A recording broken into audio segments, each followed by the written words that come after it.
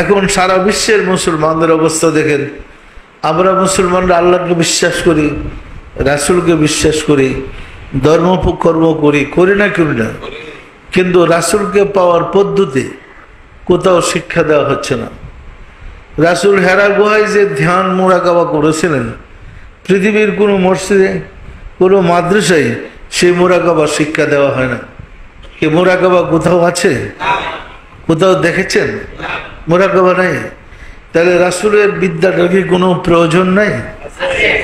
রাসূলের শিক্ষাটার কি কোনো দরকার নাই? আমরা কিন্তু রাসূলের শিক্ষা হারিয়ে ফেলেছি, আদর্শ হারিয়ে ফেলেছি। সত্য না মিথ্যা বলেন? ফলে আল্লাহর সাথে, আল্লাহ রসুলের সাথে যুগাযুগের ফর্মুলা আমরা বলে ফেলেছি।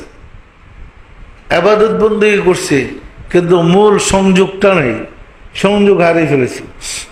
ফলে আমরা আল্লাহর রহমত থেকে, আল্লাহর দয়া থেকে বঞ্চিত হয়েছি। এই কথাটা সত্য না মিথ্যা?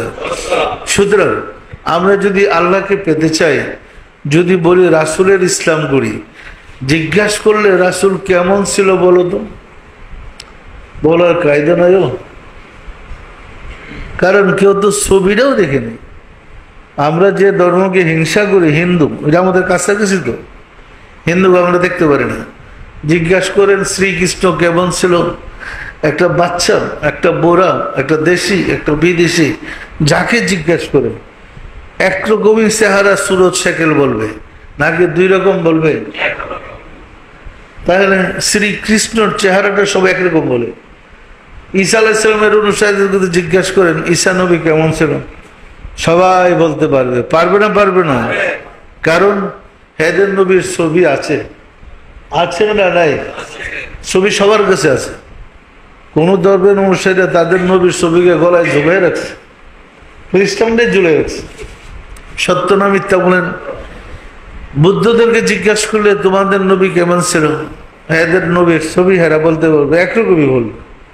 মুসলমানকে জিজ্ঞাসা করেন তোমাদের রাসূল কেমন ছিল, আর খবর নাই। কি কারণ? কোনো মডেলই তো নেই। তো মডেল ছাড়া তাকে পাবেন কিভাবে? সম্মানিত আশিকের রাসূলেরা, ইতিহাসে মানে কখন যেন ছবি হারাম হয়েছে এই ইতিহাসও তো আমরা জানি না। ছবি তো হারাম ছিল না। ঘটনা ছিল ছবির, হযরত আদম আলাইহিস সালাম আল্লাহর কাছে প্রার্থনা করেছিলেন, দয়াময় আমার সন্তানদের মাঝে যে যে নবী বা রাসূল হবে দয়া করে আমাকে দেখাও। প্রার্থনা করার পরে রাব্বুল আলামিন তাবুত, সূরা বাকারার 248 আয়াত আছে, সূরা বাকারার, কোরআনের সূরা বাকারায় 248। প্রার্থনা করার পরে আল্লাহ তাবুত বা সিন্দুক পাঠাইলেন। ওই সিন্দুকের মধ্যে কালো রেশমি রুমালে ছাপানো সকল নবীদের ছবি ছিল, আমাদের রাসূল সাল্লাল্লাহু আলাইহি ওয়াসাল্লামের ছবিও ছিল। আদম আলাইহিস সালাম এই ছবি দেখে তার কোন কোন সন্তান নবী হবেন সে সান্ত্বনা পেলেন এবং যত্নে রেখে দিলেন তাবুত। বংশ পরস্পরায় এই তাবুত রাসূলের জমানায় খোলাফায়ে রাশেদার যুগ পর্যন্ত ছিল। পরিষ্কার না? পরিষ্কার না? ফলে ইহুদিরা, খ্রিস্টানরা ছবি দেখে চিনতে পারছে উনি নবী, কারণ আগেই তো সংবাদ রাখছে কে কে হবে। পরিষ্কার না? পরিষ্কার না? ছবির সাথে চেহারার মিল পেলে মনে হবে তাহলে নবী, ঠিক আছে। সত্য না মিথ্যা বলেন? উমাইয়াদের খেলাফত কালে এই ছবিগুলা ধ্বংস হয়েছে। ছবি হারাম হয়েছে। দ্বিতীয় ইজিদ, মারওয়ানের পোলা আরেকটা ইজিদ আছে, দ্বিতীয় ইজিদ, এটা প্রথম ইজিদ না, একটা মাফিয়ার পোলা ইজিদ আর একটা মারওয়ানের পোলা ইজিদ। দ্বিতীয় ইজিদ যখন ক্ষমতায় আসছে, আসার পরে তখন মুসলিম শাসক সে ক্ষমতায় আসার পরে এক জ্যোতিষী আইসা, গণক আইসা বলল আপনি যদি ছবি হারাম করতে পারেন তাহলে আপনার রাজত্ব স্থায়ী হবে 40 বছর।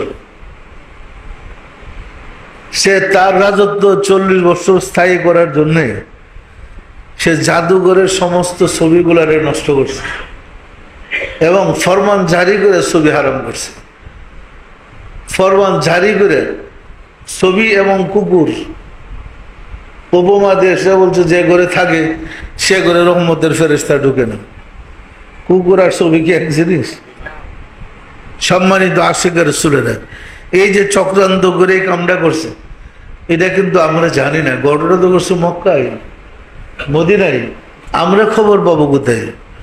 কিন্তু আমরা যখন মোহাম্মদ ইসলামের মূল রহস্য বাইর করতে গেলাম, গবেষণা করে এই ছবির রহস্য আমরা পেলাম। পাওয়ার পর আমরা লিখছি ছবি নবী রাসূলদের ছবি ছিল, ছবি ওঠানো জায়েজ। পরিষ্কার না? পরিষ্কার না? কোরআন থেকে আয়াত বের করলাম, ছবি সম্বন্ধে কোথাও আয়াত আছে নাকি? 6টা আয়াত পাইলাম যেখানে আল্লাহ ঘোষণা করেছেন ছবি সম্বন্ধে, ব্যক্তি সম্বন্ধে, কিন্তু কোথাও তো নিষেধ করলেন না। যাহা আল্লাহ নিষেধ করে নয় এটা হারাম হয়ে গেল। পরিষ্কার না? পরিষ্কার না? এরপরে এই যে আমাদের ভোটার যে তৈরি করতেছে বাংলাদেশ সরকার, হ্যাঁ, ভোটার লিস্টে যে বানাইতেছে বাংলাদেশ সরকার, সরকারদের ছবির আর দলিল পাইতেছে না। এখন ভোটার করার জন্য তো ছবির দরকার।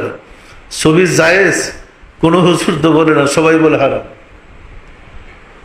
পরে আমাদের সাথে যোগাযোগ হওয়ার পরে আমাদের হুজুরদের সাথে যোগাযোগ হচ্ছে, আমাদের যে উলামা কেরাম আছেন ওনাদের মাধ্যমে আমাদের দেশের আলেমদের সাথে যোগাযোগ হয়েছে, না মুফতি বোর্ডের সাথে, না মসজিদ বিষয়ে ওনাদের সাথে যোগাযোগ হয়েছে। ওনারা আমাদের আল্লাহ কোন পদে বইটা নিছে, এবং ইলেকশন কমিশনের যারা আছেন ওনারাও আমাদের কাছ থেকে আল্লাহ কোন পদে বই নিয়ে, এই বইয়ের মধ্যে একটা চ্যাপ্টারই আছে নবী রাসূলদের ছবি ছিল কি, যদি না থাকে ওনারা যে আল্লাহর মনোনীত তার প্রমাণ কি। এই প্রশ্ন দিয়ে আমি প্রশ্নটা করেছি এবং জবাবটা লিখছি। পরিষ্কার না? পরিষ্কার না? আমরা দেখলাম সব নবীদের ছবি ছিল। এটা পাওয়ার পরে সরকার একটা খুব খুশি হয়ে গেছে। আমরা সরাসরি করি নাই, ওই মাধ্যমে আমাদের কাছ থেকে বই নিয়েছি, নিয়ে এখন দলিল পাই গেছে ছবি জায়েজ।